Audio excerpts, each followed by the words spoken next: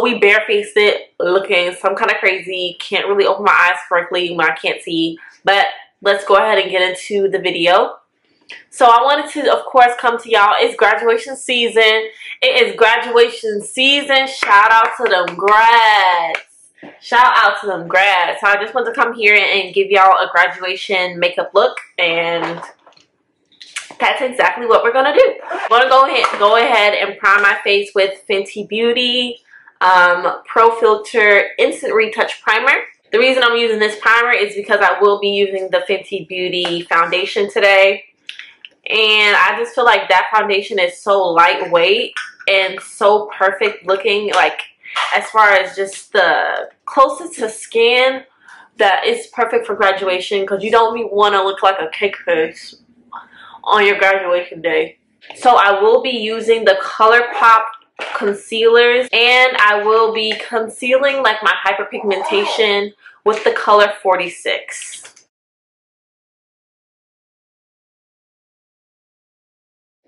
Alright, so let's talk.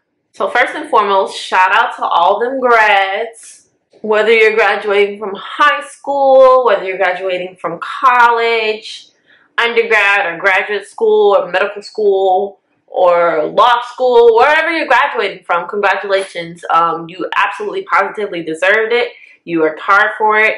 Doesn't matter what school you went to, where you're from. Like, if you're walking across that stage, I'm super duper proud of you. Graduation is no joke, y'all. I don't know how much y'all know about me, but I am currently in grad school. I graduated undergraduate a year ago. Wow, yeah, literally a year ago. Where's my beauty blender?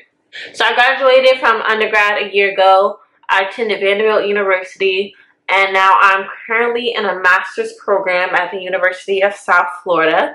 So I am in school. I will be graduating at the end of the summer, so August 4th. I wanted to make this video because I know like everybody else's graduation season is right now. So by the time I graduate, nobody gonna be checking for like a graduation video. So we just gonna make this now and get out of the way. I really just want to talk to y'all about college and whether you think college is right for you, and just the things that I got from college. I am a proponent for college, but only if you think it's right for you. So let me go ahead and grab my notes real quick because I don't want to be rambling. I just want to talk about why I'm a proponent for college, specifically moving away from your hometown. If you don't know, you should know, but I'm from St. Petersburg, Florida. I am a Florida girl born and raised, and I went to school in Nashville, Tennessee. When I was graduating high school, I knew for a fact I wasn't going to school in Florida.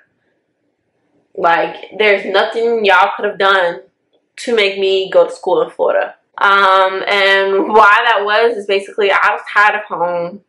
I wanted to get out and explore the world on my own. I don't know what that looks like. It probably looks crazy.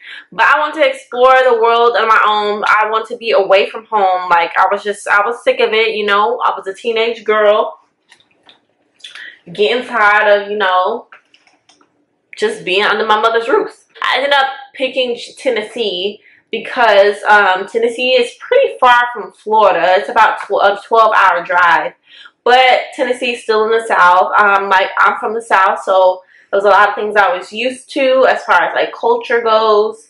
I didn't want to be too far away from home, so if there was like an emergency or something, I could get there. But I definitely didn't want to be in Florida, so that's why I went to school out of state. And the reason I encourage other people to do that, if you can financially, if you can't do it, listen, before I go on, the number one rule of choosing whether college is right for you or deciding whether college is right for you is the money right. Is the money right? If the money ain't right, like, don't do it. Don't do it, sis. If the money not right, if the coin not looking right, don't do it. But anyways, so I did get scholarships and a lot of financial aid from Vandy, which is why I decided to go there. But the reason I think that people should move away from home and find their own life is because my college experience both affirmed and challenged all of my morals. It challenged who I was as a person to my core fundamental beliefs. Like, anything that I thought I knew going into college has, like, I've done a 180. Like, I would be ashamed of the person that I was 5 years ago. I'll be ashamed.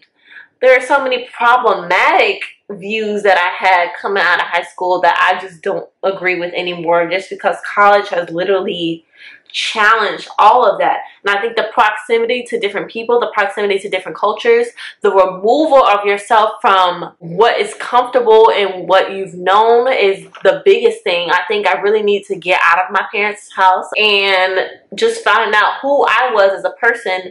Like, who am I? Who do I want to be? Not only who am I, but who do I want to be? Who do I see myself as? The only way you can figure out who you truly are is to remove yourself from what you know. Is to face the unknown and see how you deal with it.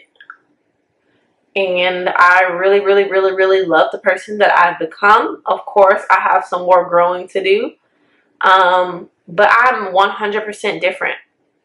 I'm a completely different person. And I literally owe that to my college experience.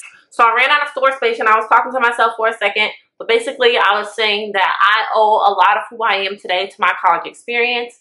And if you do think college is right for you, first of all, you have to do your own research to determine that. But if you do think college is right for you, I do absolutely positively recommend that you move away if you can. If your family isn't dependent on you as far as, you know, finances and things like that. If you can move away, I definitely encourage it. And I also want to say, if you don't think college is right for you, if you want to go right into the workforce, that's completely fine. If you want to go to the military, that's completely fine. The experiences that I've had aren't exclusive to college, but they will definitely happen in college. So I just want to say that little piece before we go on. And I'm just going to go ahead and finish blending out my concealer, and I'm going to set it, and then we can keep talking, because otherwise I'll literally be talking all day and we won't ever finish this face. Oh Lord. Okay, so I'm going to say this rule and then I'm going to break it in a few seconds. So my rule is, don't use anything new when you have like important events or special moments, special occasions in your life, like for graduation, for instance. You do not want to look a hot mess in your graduation photos, because your mama going to post the pictures regardless. They're going to follow you for the rest of your life, and you're just going to be looking a hot mess. You're going to be mad because you look a hot mess. Do not use new products on special occasions. Like, just don't do it. And now that I've said that, I'm going to go ahead and use a new product. I bought the Maybelline Fit Me Loose Finishing Powder. I bought it in the color medium deep, and I thought I got the color medium. So, I don't know if this is going to work. But I'm only going to use this to set my smile lines, because guess what? Graduation day, you're going to have to take 50-11 pictures. So, those smile lines need to be gone. I'm going to set my contour with this Black Radiance True Complexion Contour Palette in the color medium to dark. Let me know if you are my shade or around my shade and you use the light to medium. I looked at it today in the store and I was like, I feel like this is too light for me. It looked kind of too similar to my actual skin color for me to use. But then again, like, Black Radiance is black targeted. So I figured the medium to dark is actually for like medium to dark people and not like the beauty industry's version of medium to dark. So let me know if you're around my skin tone and you use the Black Radiance. You use this, but you use the light to medium one. Let me know. Anyways, I'm going to go ahead and set this, and we're going to talk about Twitter, which is my favorite social media site to use. The first one is this comparative struggle. The struggle Olympics, y'all. I know y'all have been seeing people's graduation posts. And the whole graduation post is about, all my life I had to fight. Okay, I know that sounds insensitive, but basically, I feel like the graduation posts are getting out of hand in the sense that they literally are the struggle Olympics. Like, who had to go through the most to get their degree? And I know y'all notice it too. It's literally people just describing every little thing that they had to go through to get their degree, which is okay if that's your actual testimony. If you're saying that because you actually overcame and you are literally proud of the person you are today, and you want to let the world know, despite all this, I got a degree, that's completely fine. But I feel like that's not what's happening. It's become trending. It's become commonplace to, let me go ahead and list everything I had to go through for retweets. And I can't get down with it. I really can't get down with it. There are a lot of dope people who have went through some really hard things. And I think that's really, really, really, really, really powerful. But yeah, not Struggle Olympics for retweets. That's really whack. And I don't get it. I really don't get it. Another thing that I've been seeing on Twitter is the whole, should you propose to your girlfriend on her graduation day? And I have a very strong opinion about stuff like this. I don't know if y'all follow me on Twitter. Y'all probably seen all the retweets that I've been retweeting a whole bunch of stuff about that. And the answer is absolutely not. You don't take away a special moment from somebody to have your own special moment. I just feel like that's super duper selfish. And you can disagree with me if you want to, but like your graduation day, the day that you're celebrating your academic accomplishments, is not the day that should be about you getting married to this person, whoever it is. Like, I just don't believe in that. My boyfriend knows that. Like, he already know what it is and what it ain't. You better find a different time to do it, because if you do it while I'm graduating at my graduation, then I'm gonna say no. Then your feelings gonna be hurt. And a lot of people are talking about that too, like the way that men specifically use public proposals as manipulation tactics. I know I'm kind of getting off topic. We're no longer talking about graduation.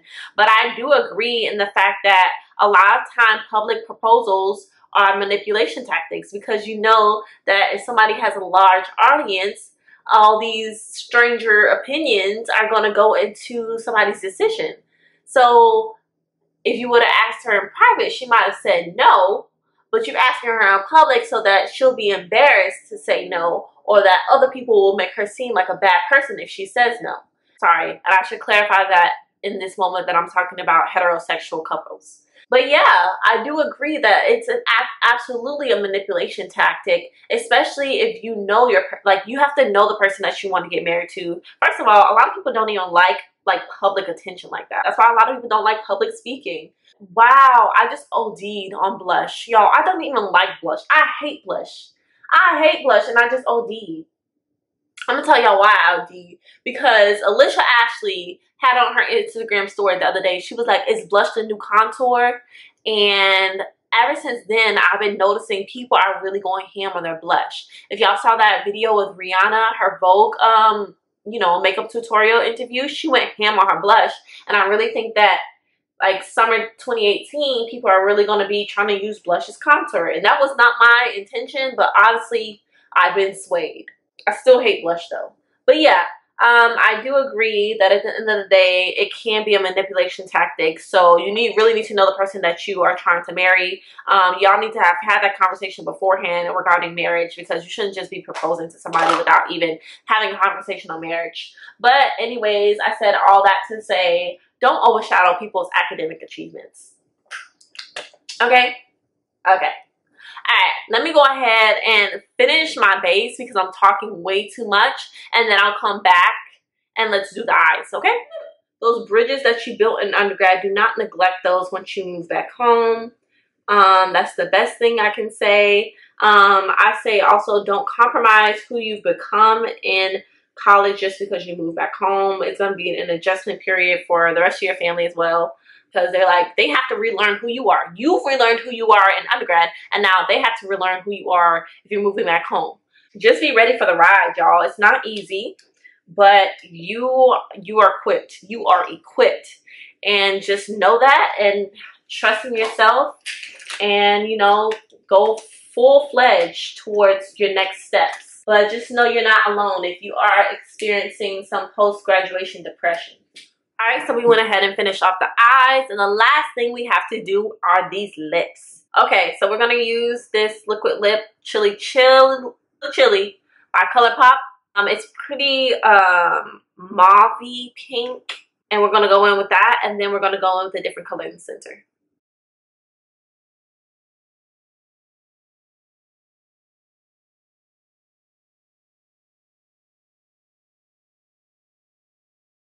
I'm going to go on the inside with Monday, also by ColourPop.